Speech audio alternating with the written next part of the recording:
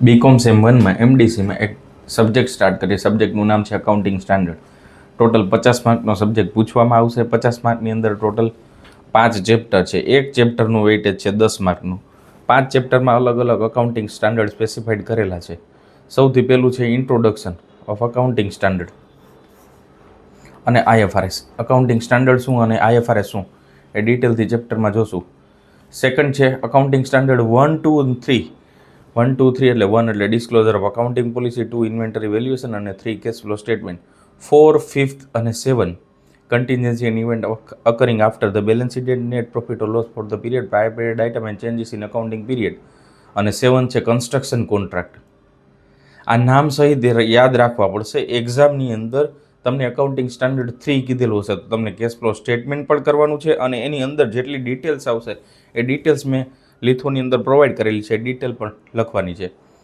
Accounting standard 4, 5, 7 પછી છે 4th unit accounting standard 9 revenue recognisation, 10 fix assets અને 11 છે changes in foreign exchange, 12 government grant, 13 investment અને 14 અમલગમેશન. આ ટોટલ 12 અકાઉન્ટિંગ સ્ટાન્ડર્ડ તમારે પૂછવામાં આવશે. પહેલા યુનિટ 1ની અંદર બેઝિક અકાઉન્ટિંગ સ્ટાન્ડર્ડ શું છે, એક તો થિયરેટિકલ સબ્જેક્ટ છે. અકાઉન્ટિંગ સ્ટાન્ડર્ડ એટલે શું તો આપણે બધાને ખ્યાલ હોય અકાઉન્ટિંગની એક સ્પેસિફાઈડ લેંગ્વેજ હોય. એ લેંગ્વેજને યુનિફોર્મિટી મેન્ટેન રહે એટલા માટે ઇન્સ્ટિટ્યૂટ ICAI અને અકાઉન્ટિંગ સ્ટાન્ડર્ડ બોર્ડ અમુક સ્ટાન્ડર્ડ નક્કી કરતા હોય કે અકાઉન્ટિંગમાં એન્ટ્રી અને ટ્રીટમેન્ટ આના બેઝ ઉપર આ સ્ટાન્ડર્ડના રૂલ્સ અને રેગ્યુલેશન મુજબ પ્રિપેર કરવામાં આવશે અને પ્રેઝન્ટ કરવામાં આવશે તો એ અકાઉન્ટિંગ સ્ટાન્ડર્ડ તરીકે ઓળખવામાં આવે છે. જનરલી બેઝિકથી વાત કરું તો અકાઉન્ટિંગમાં સૌથી પહેલાં GAAP gap generally accepted accounting principal હોય. આ પ્રિન્સિપલમાંથી એ સામાન્ય સ્વીકૃત નામાના સિદ્ધાંતોમાંથી અકાઉન્ટિંગ સ્ટાન્ડર્ડ બને. આ accounting standard A generally 1 to 29 છે. આ અકાઉન્ટિંગ સ્ટાન્ડર્ડ ઇન્ડિયાની અંદર ફોલો થાય પણ ફોરેનમાં IFRS ફોલો થાય છે. તો આ IFRS એટલે ઇન્ટરનેશનલ ફાઇનાન્શિયલ રિપોર્ટિંગ સ્ટાન્ડર્ડ. આ IFRSના અકોર્ડન્સમાં ફેરફાર કરવા માટે આપણા અકાઉન્ટિંગ સ્ટાન્ડર્ડને થોડાક ફેરફાર કરવાના. કોના મુજબ, કોના અકોર્ડન્સમાં?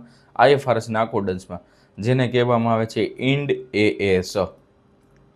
એટલે આપણા જ અકાઉન્ટિંગ સ્ટાન્ડર્ડ જે ICAIના મેમ્બર, બેન્કિંગના મોટા અધિકારીઓ કે કમ્પ્ટ્રોલર એન્ડ ઓડિટર જનરલ અને સેબીના મોટા મોટા અધિકારીઓ આ અકાઉન્ટિંગ સ્ટાન્ડર્ડ એટલે અકાઉન્ટના રૂલ્સ અને રેગ્યુલેશન બનાવવા કમિટીની રચના કરે.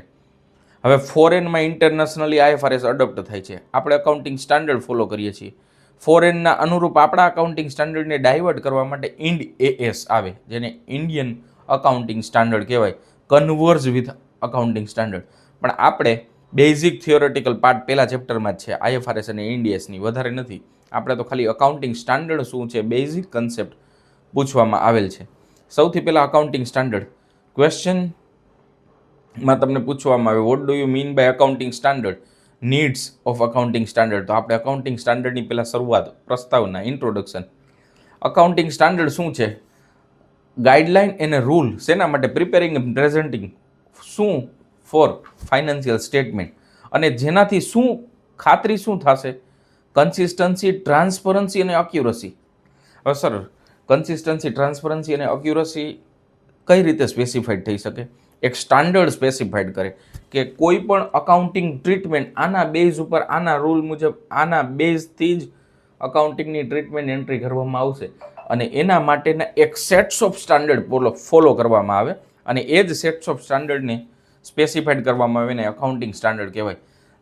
આ શું છે? Common framework for how to recognise, કેવી રીતે લખવા, મેઝર કરવા અને ડિસ્ક્લોઝ કરવા. ડિસ્ક્લોઝ એટલે ફાઇનાન્શિયલ સ્ટેટમેન્ટ. હવે ફાઇનાન્શિયલ સ્ટેટમેન્ટ એટલે શું? P&L અને બેલેન્સ શીટ. અને કંપનીની અંદર કેશ ફ્લો સ્ટેટમેન્ટ એ પણ ફાઇનાન્શિયલ સ્ટેટમેન્ટની અંદર ઇન્ક્લુડ થાય. અને એનાથી શું થાય?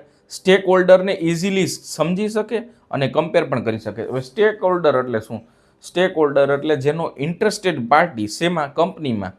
કોણ કોણ હોય એમાં? Generally share holder, bank, creditors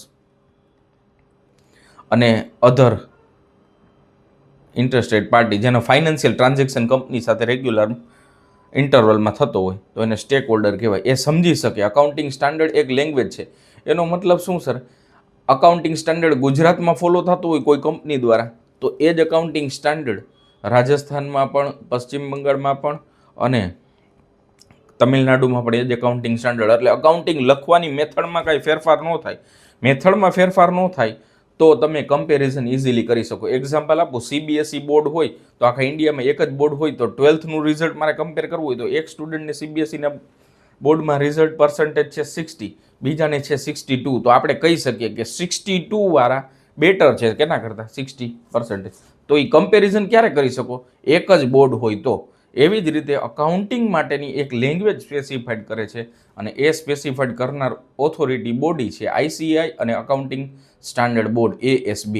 એનો મિનિંગ કોમન સ્ટ્રક્ચર છે જે ગવર્ન કરે છે, જે ચલાવે છે. હાઉ ફાઇનાન્શિયલ ડેટા, એટલે બધો ડેટા ફાઇનાન્શિયલ ટ્રાન્ઝેક્શન ક્લાસિફાઈડ કરવો, રેકોર્ડ કરવો અને પ્રેઝન્ટ કરવો. ક્લાસિફાઈડ કરવો એટલે એને એન્ટ્રી કઈ રીતે કરવી, રેકોર્ડ કરવો જર્નલ એન્ટ્રી અને લેજર પોસ્ટિંગ કેવી રીતે કરવી, અને પ્રેઝન્ટ કરવો ફાઇનાન્શિયલ રિપોર્ટમાં એટલે બેલેન્સ શીટ અને PNLમાં કેવી રીતે, અને જે ઓર્ગેનાઇઝેશનની એક્યુરસી ચેક કરે છે, મેઝર કરે છે. હવે પ્રશ્ન થાય, આ બેઝિક ક્વેશ્ચન, કોઈ પણ ક્વેશ્ચન પૂછાય તો બેઝિક અકાઉન્ટિંગ સ્ટાન્ડર્ડના મિનિંગ અને ઇન્ટ્રોડક્શનનો પેરેગ્રાફ લખવાનો. અને ખાસ કોઈ પણ ક્વેશ્ચન પૂછવામાં આવે થિયોરેટિકલ તો પેપરની વચ્ચે એક્ઝેક્ટ આન્સર 1, 2, 3, 2 થી 3 પેજ તો મિનિમમ 10 માર્કની અંદર લખવું જોઈએ. હવે આનાથી વધારે પણ લખી શકાય, પણ આટલું તો ખાસ લખવાનું. તમારી રીતે પણ એમાં ફેરફાર કરીને લખી શકો. નીડ શું છે, જરૂરિયાત શું છે, શું કામ કરવું જોઈએ? કમ્પેરેબિલિટી. મેં તમને હમણાં જ એક્ઝામ્પલ આપ્યું, સીબીએસઈ બોર્ડના સ્ટુડન્ટને બેને કમ્પેરિઝન કરવું હોય તો આપણે કરી શકીએ. શું કામ? કોમન બોર્ડ છે. એવી રીતે એક કંપની તમિલનાડુની અને ગુજરાતની કંપની સોફ્ટવેરની છે, કમ્પેરિઝન કરવું હોય તો થઈ શકે. શું કામ? બે અકાઉન્ટિંગ સ્ટાન્ડર્ડ ફોલો કરે છે અને એ ફોલો કરાવવાની જવાબદારી કોની? CAની. એ શું કરશે? અકાઉન્ટિંગ સ્ટાન્ડર્ડ મુજબ અકાઉન્ટ લખેલા છે કે નહીં એ ચેક કરશે અને સર્ટિફાઈડ કરશે. આ જેને ઓડિટ રિપોર્ટ તરીકે ઓળખવામાં આવે છે. સ્ટાન્ડર્ડ અલાવ પર ઓડિટ રિપોર્ટમાં મેન્શન કરવામાં આવે કે આ કંપની આ એન્ટરપ્રાઇઝ અકાઉન્ટિંગ સ્ટાન્ડર્ડ ફોલો કરે છે. કમ્પેરિઝન થઈ શકે કોનું? ફાઇનાન્શિયલ સ્ટેટમેન્ટનું કંપની અક્રોસ ડિફરન્ટ પીરિયડ્સ, અલગ અલગ વર્ષમાં પણ થઈ શકે. યુનિફોર્મિટી, એક જ યુનિફોર્મિટી મેન્ટેન રહે એક જગ્યાએથી બીજી જગ્યાએ. અકાઉન્ટિંગની જે રૂલ્સ, રેગ્યુલેશન, ફ્રેમવર્ક, સ્ટાન્ડર્ડ, એના કારણે સિમિલિયર ટ્રાન્ઝેક્શન રેકોર્ડ થાય અને એ કેવા થાય? કન્સિસ્ટન્ટ. એમાં કાંઈ ફેરફાર ન થાય. એક્ઝામ્પલ તરીકે ઇન્વેન્ટરી વેલ્યુએશનમાં FIFO મેથડ ફોલો કરતા હોય તો FIFO રેગ્યુલરલી એડપ્ટ કરવામાં આવે. પછી મેન્શન કરેલું ન હોય, ચેન્જ હોય તો અકાઉન્ટિંગ સ્ટાન્ડર્ડ 2 મુજબ એમાં મેન્શન કરવું પડે કે અમે અકાઉન્ટિંગ પોલિસીમાં ફેરફાર કરેલ છે, જેથી બીજા આઉટસાઇડર સ્ટેક હોલ્ડર ઇઝીલી જોઈ શકે, સમજી શકે. રિલાયબલ એટલે વિશ્વાસપાત્ર અને creditability. By providing clear guidelines standard increase the trust in financial report, making them more reliable. આપણે કોઈ પણ એમનેમ અકાઉન્ટિંગ બનાવતા હોય અને CA દ્વારા સર્ટિફાઈડ હોય અને રિલાયબલ ડેટા હોય એટલે વિશ્વાસપાત્રવાળો ડેટા હોય, જેમાં અકાઉન્ટિંગ સ્ટાન્ડર્ડ ફોલો થતો હોય તો એના ઉપર ઇઝીલી રિલાયબલ કરી શકાય. એને માલ પણ સપ્લાય કરી શકાય. એટલે એઝ અ સપ્લાયર હું એને સપ્લાય કરી શકું. એઝ અ બેંક હું એને લોન પ્રોવાઈડ કરી શકું જો એ ફોલો કરતા હોય તો. શું? Accounting standard. ટ્રાન્સપરન્સી એટલે કાંઈ હિસાબો છે એ એક પણ જાતના એમ્બઝલમેન્ટ એટલે નાના મોટી કાંઈ ક્વેરી વગરના હિસાબો પ્રેઝન્ટ કરી શકાય છે. ફ્રોડને ડિટેક્ટ કરી શકાય છે અને રિડ્યુસ કરી શકાય છે. ફ્રોડ જે કાંઈ હોય તો ટ્રીટમેન્ટ મુજબ જે કાંઈ હોય એ ફ્રોડ ડિટેક્ટ કરી અને એને રિમૂવ કરી શકાય, એટલે ફ્રોડ રિડક્શન થઈ શકે. ઇન્ફોર્મ ડિસિઝન મેકિંગ અને કન્સિસ્ટન્સી. એક સ્ટાન્ડર્ડ બીજા વર્ષે લાગુ પડે છે એના માટેનું અકાઉન્ટિંગ સ્ટાન્ડર્ડ. તો ક્વેશ્ચનમાં પૂછવામાં આવે નીડ્સ, તો આટલા નીડ્સ આપણે લખી શકાય. ઓબ્જેક્ટિવ્સ, આના કરતાં વધારે પણ તમે લખી શકો. હવે ઓબ્જેક્ટિવ શું છે? પોઈન્ટ વાઇઝ લખેલા છે. જનરલી પોઈન્ટ વાઇઝ લખો તો સારું રહે. યુનિફોર્મ એટલે એક જ સેટ ઓફ અકાઉન્ટિંગ પોલિસી. શેના માટે? Reporting, presenting and reporting. Create single recognise framework એટલે એક જ સ્ટાન્ડર્ડ ફોલો થાય. ઇન્ટરનેશનલ કંપની સાથે કમ્પેરિઝન કરવું હોય ઇન્ડિયાની પ્રેક્ટિસને તો કરી શકે. ટ્રાન્સપરન્સી ફાઇનાન્શિયલ સ્ટેટમેન્ટમાં જોઈ શકાય કે આમાં ભૂલ નથી, એ એરર ફ્રી છે. Expand scope of doing business globally. Business મારે એક્સપાન્ડ કરવું હોય ઇન્ટરનેશનલી તો અકાઉન્ટિંગ સ્ટાન્ડર્ડ ફોલો થતું હોય તો પરમિશનમાં ઇઝીલી મળી શકે. અકાઉન્ટિંગ પોલિસી અલગ અલગ છે એ ડાયવર્સિફાઈડ અકાઉન્ટિંગ પોલિસી એડપ્ટ કરી શકે. To put an end to the non comparable of financial statement, જે નોન કમ્પેરેબલ ફાઇનાન્શિયલ સ્ટેટમેન્ટ જે કમ્પેર નથી કરી શકાય એવા જે અકાઉન્ટિંગ સ્ટાન્ડર્ડ છે ફોલો નથી થતા એને આપણે રિમૂવ કરી શકીએ. Increase the reliability of the financial statement, એમાં વિશ્વાસ કરી શકાય. Which are transparent for user એટલે સ્ટેક હોલ્ડર, આપણે જે શરૂઆતમાં કીધું એ જ રિપીટ કરવાનું છે. To define the standard which are comparable over all period presented, to provide suitable starting point શેના માટે for accounting. It contain high quality information to generate financial report. This can be done at a cost does not exit the benefit.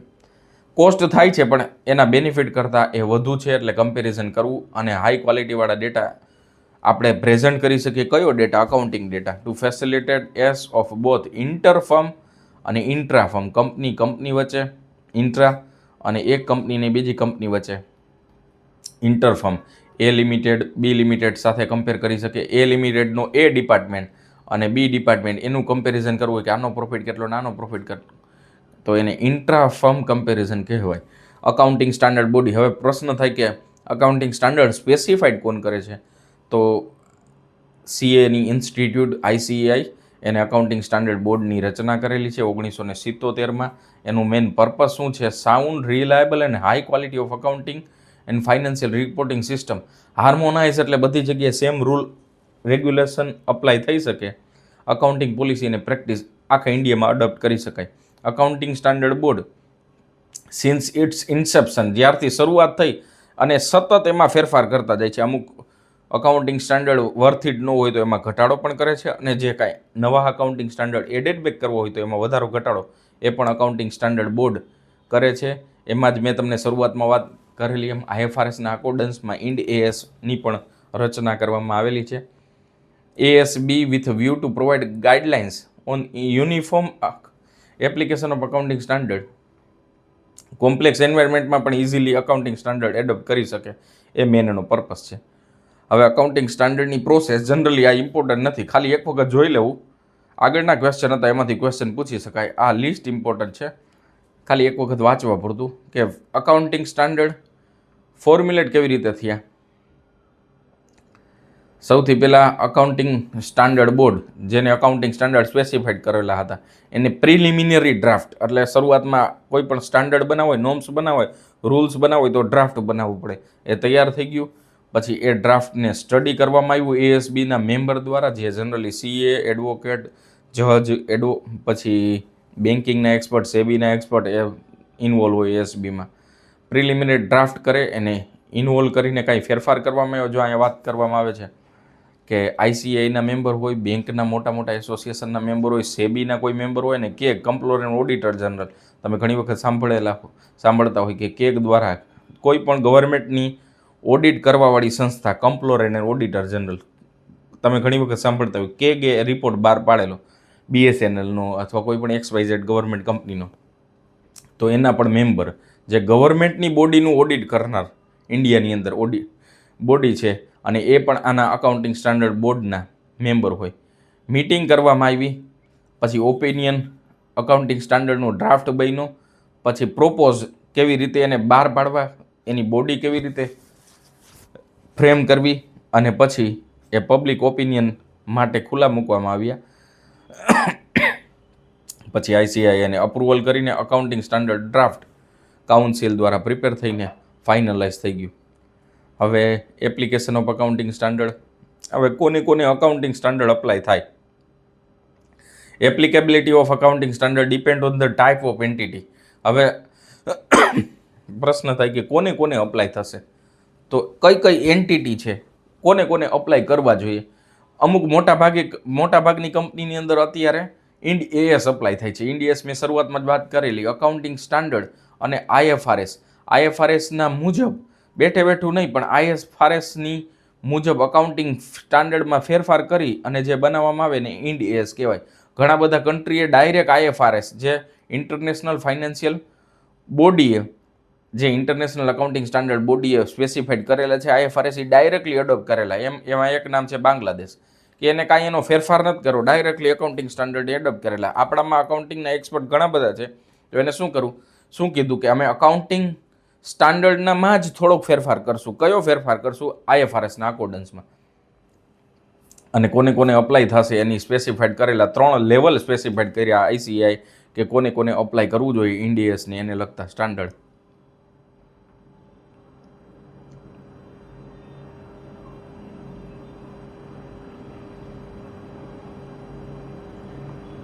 જો કીધેલું છે Ind mandatory for certain company, large company હોય, listed company હોય અને high net worth. હવે large અથવા high net worth કેમ ખબર પડે છે? એનું નેટવર્થ છે 250 કરોડથી વધુ હોય net worth. Current total assets minus total liability minus કરો એટલે નેટવર્થ મળે. એ 250 કરોડથી એટલે કેપિટલ એમ્પ્લોય 250 કરોડથી વધુ હોય તો એને ઇન્ડિયસ ઇમ્પ્લિમેન્ટ કરવા કમ્પલસરી છે. Non small and medium enterprise એના માટે અકાઉન્ટિંગના અમુક એપ્લિકેબલ વિધાઉટ એની રિલેક્સેશન એને નોન એસએમઈને પણ અપ્લાય થાય છે. એસએમઈ એટલે સ્મોલ અને મીડિયમ એન્ટરપ્રાઇઝ, એની સ્પેસિફિક ઇકોનોમિક્સમાં ડેફિનેશન મેન્શન કરેલી છે. એની અંદર શું રિલેક્સેશન છે? એને એક રિલેક્સેશન છે કે સેગમેન્ટ રિપોર્ટિંગ અકાઉન્ટિંગ સ્ટાન્ડર્ડ 17 એ અપ્લાય નહીં કરવાનું. સેગમેન્ટ રિપોર્ટિંગ અલગ અલગ સેગમેન્ટ વાઇઝ આખું રિપોર્ટિંગ કરવામાં આવે. આપણે નેક્સ્ટ સેમમાં જોશું. હવે નોન કોર્પોરેટ એન્ટિટી આપણે વાત કરી. કોર્પોરેટ એન્ટિટીને આવી રીતે અપ્લાય થશે. કોર્પોરેટ એન્ટિટી કંપની રજિસ્ટર્ડ થયેલી હોય અને non corporate entity 1-3 into levels and applicable standard varies by level. અને એમાં રિલેક્સેશન આપેલું છે અકાઉન્ટિંગ સ્ટાન્ડર્ડ 28 ઇમ્પેરમેન્ટ અસેટ્સમાં જે કાંઈ વધારો ઘટાડો થાય છે એના માટેનું સ્ટાન્ડર્ડ છે. એ પણ તમારે નેક્સ્ટ સેમની અંદર ભણવામાં આવશે. તો આ જનરલી એટલું બધું ઇમ્પોર્ટન્ટ નથી, ખાલી સમજવા પડતું. પછી જનરલ પ્રિન્સિપલ છે, સામાન્ય સિદ્ધાંતો. કોમર્શિયલ એક્ટિવિટી છે. Accounting standard apply to any entity engage in commercial, industry અથવા બિઝનેસ એક્ટિવિટી. જે બિઝનેસ સાથે ફાઇનાન્શિયલ ટ્રાન્ઝેક્શન સાથે ઇન્વોલ્વ હોય અને જ્યાં અકાઉન્ટ સ્પેસિફાઈડ કરવા માંગતા હોય ત્યારે અકાઉન્ટિંગ સ્ટાન્ડર્ડના રૂલ્સ અને રેગ્યુલેશન ફ્રેમવર્ક દ્વારા અડોપ્ટ કરવા પડે. મટીરિયાલિટી જે આઇટમ અમુક જે છે એ મેન્શન કરવી ફરજિયાત હોય. મટીરિયલ એટલે important information should be disclose to the stakeholder by the company at that time. Accounting standard should be specified.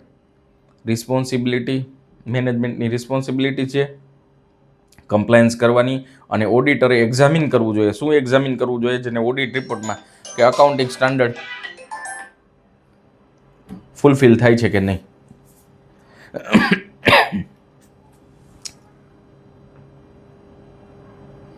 હવે છે આઈએફઆરએસ. આઈએફઆરએસનો થોડો કન્સેપ્ટ છે, એક્ઝામમાં પૂછી શકાય. અને આઈએફઆરએસ અને ઇન્ડિયસનો એક ડિફરન્સ છે. પહેલા ચેપ્ટરમાં આટલું છે. IFRS international financial reporting standard, globally accepted standard accounting rule. શેના માટે? Consistency, transparency. એક કન્ટ્રી બીજા કન્ટ્રીમાં પોતાની બ્રાન્ચ ઓપન કરી શકે, પોતાનો બિઝનેસ એક્સપાન્ડ કરી શકે વિધાઉટ એની જિયોગ્રાફિકલ બાઉન્ડ્રી. એના માટે અકાઉન્ટિંગ સ્ટાન્ડર્ડની બદલે આઈએફઆરએસ જે બધા કન્ટ્રી મોસ્ટલી એડોપ્ટ કરે છે. 150 મોર દેન 140 કન્ટ્રીની અંદર એડોપ્ટ થયેલું છે. જે અકાઉન્ટિંગના રૂલ્સ અને રેગ્યુલેશન છે એમાં એક બોર્ડ આવે. એ બોર્ડનું નામ છે અકાઉન્ટિંગ સ્ટાન્ડર્ડ બોર્ડની જગ્યાએ ઇન્ટરનેશનલ એક શબ્દ યુઝ થઈ જાય. અને આઈએફઆરએસ છે a part of non profit IFRS foundation એનપીઓનો પાર્ટ છે. આઈએફઆરએસ જે IASB છે એ. હવે અકાઉન્ટિંગ સ્ટાન્ડર્ડ ઇન્ડિયાની અંદર કમ્પેર કરવા માટે, આઈએફઆરએસ ઇન્ટરનેશનલી કમ્પેર કરવા માટે, ઇન્વેસ્ટરને એટલે બધા સ્ટેક હોલ્ડરને, ક્રેડિટરને રેગ્યુલેશન માટે, understand the compare the financial performance and position of the different company in global market place. Needs for IFRS. હવે આઈએફઆરએસ શું કામ હોવું જોઈએ? સૌથી પહેલાં ફેસિલિટેટિંગ ક્રોસ બોર્ડર ઇન્વેસ્ટમેન્ટ. એક કન્ટ્રી બીજા કન્ટ્રીમાં ઇઝીલી ઇન્વેસ્ટ કરે અને એ જાણવા માટે કે આઈએફઆરએસ જો અડોપ્ટ થતું હોય તો ઇઝીલી કંપની બીજા કંપનીમાં ઇન્વેસ્ટ કરી શકે. તો ક્રોસ બોર્ડર ઇન્વેસ્ટમેન્ટ માટે એટલે ફોરેનના જેને FII કહેવાય, ફોરેન ઇન્સ્ટિટ્યુશનલ ઇન્વેસ્ટર, અને ફોરેન ડાયરેક્ટ ઇન્વેસ્ટમેન્ટ FDI જે આપણામાં ઇન્વેસ્ટ કરે ક્યારે કરે? આઈએફઆરએસ ફોલો થતા હોય તો. અને જનરલી રિલાયન્સ છે, ટાટા છે, મોટી NSEમાં રજિસ્ટર્ડ હોય મોટી મોટી કંપની લિસ્ટ એની કંપની એમાં આઈએફઆરએસ અડોપ્ટ થતા હોય. ઇમ્પ્રુવિંગ કમ્પેરેબિલિટી. કમ્પેર કરવું હોય country wise, company wise, globally તો એ કમ્પેર થઈ શકે. Enhancing transparency and accountability. અને IFRS ફોલો થયેલું હોય તો આંખ મીચીને એમાં ઇન્વેસ્ટ કરી શકાય એઝ અ સ્ટેક હોલ્ડર, અને એને કોઈ પણ ફાઇનાન્શિયલ ડિસિઝન લેવો હોય તો ઇઝીલી લઈ શકે. શું કામ? કારણ કે અકાઉન્ટિંગમાં જે કાંઈ ટ્રીટમેન્ટ છે એ ઇન્ટરનેશનલી સ્ટાન્ડર્ડ મુજબ થયેલી છે. રિડ્યુસિંગ રિપોર્ટિંગ કોસ્ટ, બધી જગ્યાએ મલ્ટીનેશનલ કંપનીમાં રિપોર્ટ કરવામાં આવે છે. સિંગલ ફ્રેમવર્ક છે, એક આ કન્ટ્રીમાં રિપોર્ટ થાય તો એ જ આપણો ડેટા ત્યાં પણ આપણે મેન્શન કરી શકીએ, આપી શકીએ. કી ફેક્ટર છે પ્રિન્સિપલ બેઝ એપ્રોચ, ફેર વેલ્યુને મેઝર કરે છે. જનરલી અકાઉન્ટિંગ સ્ટાન્ડર્ડમાં historical cost concept, accounting standard 10 મુજબ ફિક્સ અસેટને હિસ્ટોરિકલ, એક્ઝામ્પલ તરીકે 2002ની અંદર અસેટ્સ લેલી હોય તો બુક્સ ઓફ અકાઉન્ટમાં એની જે વેલ્યુ હોય એ બતાવવામાં આવે, જેને કહેવાય હિસ્ટોરિકલ કોસ્ટ કન્સેપ્ટ. જ્યારે IFRS શું કહે છે, એને ફેર વેલ્યુ, અત્યારે માર્કેટમાં કેટલા રિયલાઇઝ થઈ શકે એ વેલ્યુ આપણે એને મેઝર કરવી. કમ્પ્રિહેન્સિવ ડિસ્ક્લોઝર એટલે ડિટેલ ડિસ્ક્લોઝર, આપણે કયા કયા સ્ટાન્ડર્ડ અડોપ્ટ કરેલા છે અથવા ફેરફાર કરેલા છે એ બતાવવામાં આવે. રિલેવન્ટ છે અને રિલાયબલ છે ઇન્ફોર્મેશન, સેમ અકાઉન્ટિંગ સ્ટાન્ડર્ડમાં ઇન્ડિયાની અંદર અને ઇન્ટરનેશનલીમાં. ઓબ્જેક્ટિવ છે કંટ્રોલિંગ ઇકોનોમિક ઇફિશિયન્સી, ઇન્વેસ્ટર માટે ઉપયોગી છે. કોન્ફિડન્સ વધે છે ગ્લોબલ માર્કેટમાં જનરલી મેં તમને કીધું શું શું આવશે, FII અને FDI. FII એટલે ફોરેન ઇન્સ્ટિટ્યુશનલ ઇન્વેસ્ટર અને FDI એટલે ફોરેન ડાયરેક્ટ ઇન્વેસ્ટર. લિમિટેશન, ઘણી બધી લિમિટેશન પણ છે તો એ આપણે જોઈએ. કોસ્ટલી છે, ટાઈમ કન્ઝ્યુમિંગ છે, નવી સિસ્ટમ એડપ્ટ કરવી અઘરી છે. IFRSનો ડિટેલ નોલેજ ઘણા બધા અકાઉન્ટિંગ એક્સપર્ટ પાસે પણ નથી, તો એ અડપ્ટ કરવી થોડી કોમ્પ્લિકેટેડ છે, જે મોટી કંપની એડપ્ટ કરી શકે ઇઝીલી. તો એ લિમિટેશન છે, તો એ લિમિટેશન લખી શકાય. Need for significant professional judgement, અમુક સિગ્નિફિકન્ટ પ્રોફેશનલ જજમેન્ટ અમુક વખત આ કોઈ પણ અકાઉન્ટિંગમાં કોન્ફ્લિક્ટ થતા હોય, આ રીતે ટ્રીટમેન્ટ કરવી કે આમ કરવી, ત્યારે આવી સિચ્યુએશનમાં US ગેપને ફોલો કરવામાં આવે અને IFRS મુજબ અકાઉન્ટિંગ સ્ટાન્ડર્ડ અથવા અકાઉન્ટિંગની એન્ટ્રી ચેક કરવામાં આવે, તો એ પણ એની લિમિટેશન છે. એન્ફોર્સમેન્ટ ચેલેન્જીસ, જે કાંઈ નાનો મોટો ફેરફાર થાય, અમુક વખત પોલિટિકલી કાંઈ એડપ્ટ કરવા માગતા ન હોય, અમુક વખત એ પોલિટિકલી પ્રેશર હોય કે અકાઉન્ટિંગ સ્ટાન્ડર્ડ જ ફોલો કરવું, IFRS નહીં ફોલો કરવું, તો ત્યારે પણ IFRS ફોલો કરવું અઘરું પડે. FII અને FDIને ઇન્વેસ્ટ કરાવવા માટેનો એપ્રોચ થોડોક ડિફિકલ્ટ થઈ જાય. અલગ અલગ સ્ટાન્ડર્ડ છે. અને હવે એક ક્વેશ્ચન જે ઇમ્પોર્ટન્ટ છે, એક્ઝામમાં ઘણી વખત પૂછાય છે, લાસ્ટ ક્વેશ્ચન, IFRS અને IND-AS. IFRSમાં ઇન્ટરનેશનલ એકાઉન્ટિંગ સ્ટાન્ડર્ડ બોડી અને IND-ASમાં MCA in consultation with ICAI. MCA એટલે મિનિસ્ટ્રી ઓફ કોર્પોરેટ અફેર અથવા અકાઉન્ટિંગ સ્ટાન્ડર્ડ બોર્ડ પણ સાથે લખી દો તો ચાલે. IFRS 140 કન્ટ્રીથી વધારે ફોલો થાય છે. ને આ ઇન્ડિયાની અંદર આ IND-AS એટલે અકાઉન્ટિંગ સ્ટાન્ડર્ડ નહીં, પણ અકાઉન્ટિંગ સ્ટાન્ડર્ડમાં IFRSના અકાઉન્ટન્સમાં જે કાંઈ ફેરફાર કરવા અને નવું નામ એને IND-AS કહેવાય. જે આપણે અત્યારે સ્ટડીમાં નથી કરવાનું, જે સેમ 3 અને 4માં કરવામાં આવશે, જે IFRS સબ્જેક્ટ છે તેમજ. રિવેલ્યુએટ કરવામાં ટેન્જિબલ અને ઇનટેન્જિબલ બંને થાય. અને રિવેલ્યુશન જનરલી લેન્ડ અને બિલ્ડિંગ જેવી અસેટ્સને જ રિવેલ્યુએટ કરવામાં આવે IND-ASમાં. ઓમાં ટેન્જિબલ અને ઇનટેન્જિબલ બધી વન સ્ટેપ એપ્રોચ છે અને આ છે 2 step approach. Financial statement flexible છે અને ઇન્ડિયાની અમુક સ્ટેટ્યુટરી રિક્વાયરમેન્ટ છે. જનરલી કંપનીઝ લો અને એના સ્ટાન્ડર્ડ અને એના શિડ્યુલ મુજબ જ બનાવવામાં આવે. આમાં ફ્લેક્સિબલ છે. Prohibit the use of LIFO ઇન્વેન્ટરીના વેલ્યુએશન માટે IFRSમાં ન કરી શકાય. LIFO along with IFRS, LIFO અને બીજા કાંઈ IFRSમાં વેલ્યુએશનના મોડલ હોય એ પણ પ્રોહિબિટ કરે છે IND-ASમાં. Companies must disclose explicit statement of IFRS compliances, એટલે શોર્ટ સ્ટેટમેન્ટ કે જેમાં IFRS થયું હોય, જે અસેટ્સમાં લાયબિલિટીમાં અપ્લાય કરીને વેલ્યુમાં વધારો ઘટાડો થયો હોય એ બતાવવું પડે. અને આ મેન્ડેટરી નથી કન્વર્સ કરવા માટે. એક્ઝામ્પલ તરીકે પ્રીવિયસ યરમાં આ અકાઉન્ટિંગ સ્ટાન્ડર્ડ મુજબ આટલી અસેટ્સ હતી અને હવે આટલી અસેટ્સ હતી. તો ખાસ મેક્સિમમ લોકોને અકાઉન્ટિંગ સ્ટાન્ડર્ડનો થિયોરેટિકલ પોર્શન યુનિટ 1નો ફોરવર્ડ કરી દેજો. બધા એક વખત જોઈ લેજો. PDF આપેલી છે. બીજું મટીરિયલ એક્સ્ટ્રા વાંચો તો ઠીક છે, ન વાંચો તો પણ ચાલશે. આમાંથી જોઈને વાંચીને તમે ઇઝીલી પ્રિપેર કરી શકશો. અને બીજા સબ્જેક્ટ માટેના રેગ્યુલર ઇન્ટરવલમાં થોડાક સમયમાં જ વિડીયો આવી જશે. એટલે ખાસ ચેનલને મેક્સિમમ લોકો લાઇક, સબસ્ક્રાઈબ અને શેર કરજો. Thank you, thanks a lot.